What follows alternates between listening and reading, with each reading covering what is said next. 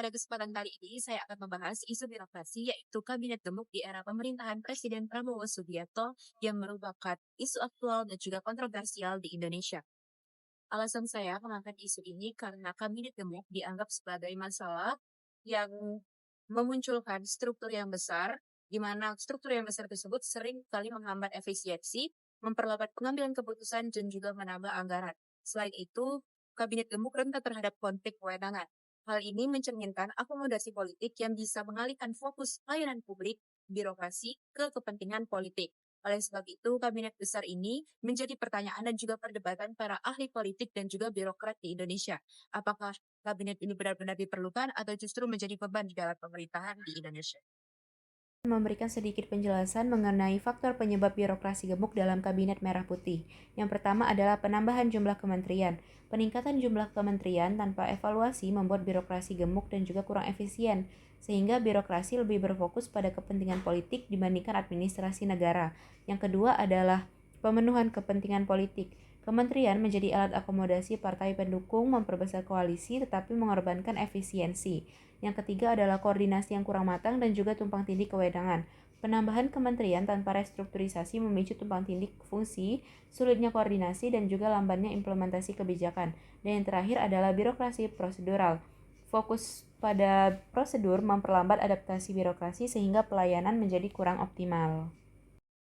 Jika melihat kondisi saat ini, pembentukan kabinet gemuk di bawah pemerintahan Prabowo ini memiliki 44 kursi yang didorong oleh Undang-Undang Nomor 39 Tahun 2008 yang membebaskan presiden untuk menambah kementerian sesuai kebutuhan. Kondisi idealnya seharusnya kabinet di Indonesia ini memiliki kementerian dengan jumlah terbatas dan fungsi yang jelas, sehingga akan mempercepat pengambilan keputusan dan koordinasi serta efisiensi. Dampaknya akan menyebabkan overlapping atau tumpang tindih antar kementerian serta menghambat koordinasi dan juga menurunkan kualitas pelayanan publik. Pihak terdampaknya bagi rakyat, pemerintah, dan juga pejabat-pejabat birokrasi. Bukti yang saya dapatkan itu saya dapatkan dari jurnal dan juga beberapa artikel berita serta video dari YouTube. Nah, menurut saya, pelayanan publik ini sangat penting bagi kesejahteraan masyarakat. Pelayanan publik juga mencakup kebutuhan dasar seperti kesehatan, pendidikan, dan administrasi. Kualitas pelayanan publik menjadi salah satu tolak ukur utama dalam menilai kinerja pemerintah. Sehingga pelayanan publik yang baik akan meningkatkan kepercayaan masyarakat. Dan kasus ini relevan karena memberikan gambaran jelas tentang masalah sekaligus menunjukkan upaya perbaikan yang sedang dilakukan, sehingga dapat menjadi pelajaran penting untuk pelayanan publik di daerah lain. Yang pertama, proses manual. Pelayanan masih bergantung pada sistem manual yang lambat dan rawan kesalahan. Yang kedua, keterbatasan teknologi.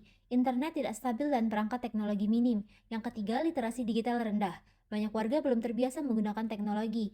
Yang keempat, kapabilitas SDM. Aparat desa kurang terlatih dalam teknologi informasi. Yang kelima, lokasi kantor desa. Ruang kantor sempit dan kurang mendukung pelayanan optimal. Yang keenam, integrasi data. Sistem desa tidak terhubung dengan instansi lain. Yang ketujuh, anggaran minim. Terbatasnya dana menghambat peningkatan infrastruktur dan pelayanan. Kondisi saat ini, pelayanan publik di Indonesia mencakup kebutuhan dasar seperti administrasi, namun masih terdapat masalah seperti birokrasi yang lambat, kurang transparan, dan pungli. Di kota besar layanan sudah lebih baik, tetapi daerah terpencil masih mengalami kesulitan akses. Kondisi idealnya seharusnya pelayanan publik yang ideal harus cepat dan mudah diakses, lalu transparan, bebas pungli, dan memanfaatkan teknologi digital. Petugas juga diharapkan profesional, responsif, dan memberikan layanan yang adil tanpa diskriminasi. Dampaknya ialah layanan publik yang buruk dapat menurunkan kepercayaan masyarakat, meningkatkan risiko pungli, dan menyebabkan risiko pemborosan anggaran. Pihak terdampaknya ialah masyarakat, terutama rentan, warga pedesaan, lansia, penyandang disabilitas, dan merasakan dampak paling besar. Pemerintah juga terdampak karena penurunan kepercayaan publik dan potensi korupsi meningkatkan akibat birokrasi yang tidak efisien. Buktinya dari berita dan jurnal. Alasan saya memilih isu korupsi ini karena korupsi masih menjadi salah satu masalah besar yang ada di Indonesia yang tidak ada habisnya. Dan juga korupsi ini berdampak langsung pada kehidupan masyarakat yang ada di Indonesia. Faktor terjadinya korupsi. Ada dua penyebab seseorang melakukan korupsi. Yang pertama ada faktor internal. Sebagian besar dipengaruhi oleh aspek moral yang mengukur kekuatan iman, kejujuran, dan tumbuhnya rasa malu seseorang. Pola hidup yang tidak produktif juga bisa menjadi salah satu penyebab seseorang melakukan korupsi. Yang kedua ada faktor eksternal. Aspek sosial juga sangat mempengaruhi terbentuknya suatu individu. Ketika seseorang tumbuh di lingkungan yang menormalisasikan korupsi, besar kemungkinan bagi orang tersebut untuk turut mencontoh hal tersebut. Isu kebijakan publik yang ada di tabel ini. Kondisi saat ini, korupsi di Indonesia masih menjadi tantangan besar, meskipun sudah ada kemajuan dalam upaya pemberantasannya. Korupsi yang sedang marak terjadi saat ini biasanya dilakukan oleh para petinggi negara yang menyalahgunakan kekuasaan yang ia miliki. Contohnya mantan Menteri Perdagangan Thomas Lembong yang ditangkap karena melakukan korupsi gula yang merugikan negara sebesar 400 miliar. Kondisi ideal untuk korupsi ini adalah situasi di mana praktik korupsi hampir tidak ada dan bisa dicegah secara efektif, dan sistem pemerintahan serta masyarakat berfungsi dengan integritas dan akuntabilitas yang tinggi. Dampak yang terjadi oleh korupsi ini bisa menghambat pembangunan ekonomi, ketidakadilan sosial, merugikan negara, mengurangi kepercayaan publik, dan bisa menghabiskan kekayaan negara. Pihak yang terdampak yang pastinya ada pemerintah yang membuat reputasi pemerintah menjadi turun, dan kehilangan stabilitas politik. Masyarakat akan kehilangan akses layanan publik yang berkualitas, peningkatan ketimpangan sosial, dan hilangnya kepercayaan kepada pemerintah. Negara juga akan mengalami kerugian, yaitu kehilangan pendapatan dan sumber daya yang ada. Untuk sumbernya, saya mengambil dari kompas.com. Alasan saya memilih isu kepemimpinan publik karena kepemimpinan publik memiliki peranan yang sangat krusial dalam menentukan kebijakan publik yang dapat mempengaruhi banyak kehidupan masyarakat di Indonesia. Penyebab dari kebanjiran di Jakarta pada awal tahun 2021, yang pertama adalah curah hujan yang ekstrim dan perubahan iklim. Kedua, infrastruktur yang tidak memadai dan tidak terawat. Ketiga, konversi lahan dan pengembangan kota yang tidak terencana. Dan keempat, ketidaksinkronan kebijakan dan kurangnya koordinasi. Baiklah, saya akan menjelaskan isu kepemimpinan publik di dalam kasus kebanjiran di Jakarta pada awal tahun 2021. Kondisi saat ini, penanggulangan banjir di Jakarta terhambat oleh buruknya pemerintah pusat dan daerah, serta kendala birokrasi pembebasan lahan dan anggaran masyarakat juga kurang mendapatkan edukasi tentang mitigasi bencana. Sementara, kebijakan sering dipengaruhi oleh faktor politik. Kedua, kondisi ideal, koordinasi yang lancar antara pemerintah pusat dan daerah, pelaksanaan proyek penanggulangan banjir tanpa hambatan, serta masyarakat yang teredukasi dengan baik mengenal mitigasi bencana, pemimpin yang responsif, dan keputusan berbasis data menghasilkan solusi panjang yang efektif. Dampaknya, krisis banjir di Jakarta mengakibatkan kerugian material besar, gangguan pada kesehatan masyarakat, dan dislokasi sosial akibat ribuan warga yang mengungsi. Selain itu, penurunan kepercayaan publik terhadap pemerintah juga memperburuk situasi, mengganggu stabilitas sosial dan politik. Keempat, pihak yang terdampak. Masyarakat Jakarta, terutama yang tinggal di daerah rawan banjir, paling terdampak baik secara fisik maupun ekonomi.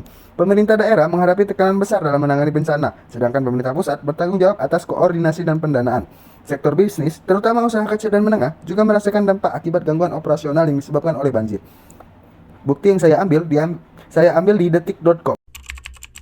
Nah, di sini saya akan memberikan alasan saya kenapa memilih isu manajemen SDM. Karena dengan membahas isu ini akan memberikan wawasan yang sangat berharga bagi kita, baik untuk analisis manajerial, studi tentang hubungan industrial maupun pengelolaan krisis.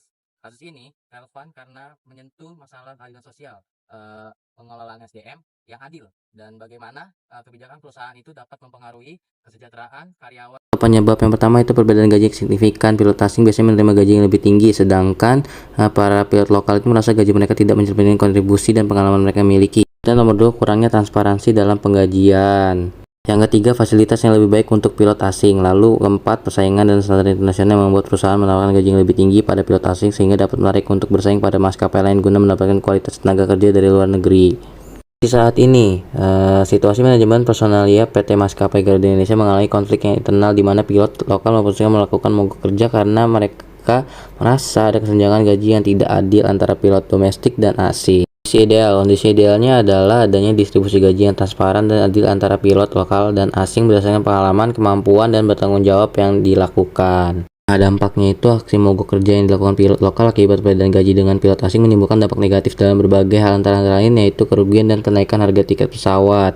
Selanjutnya, pihak terdampak yang terkena dampak pemogokan pilot lokal adalah pilot lokal itu sendiri, pihak perusahaan dan penumpangnya, serta regulator dan pemerintahan. Nah, di situ ada bukti atau evidence di dalam link tersebut.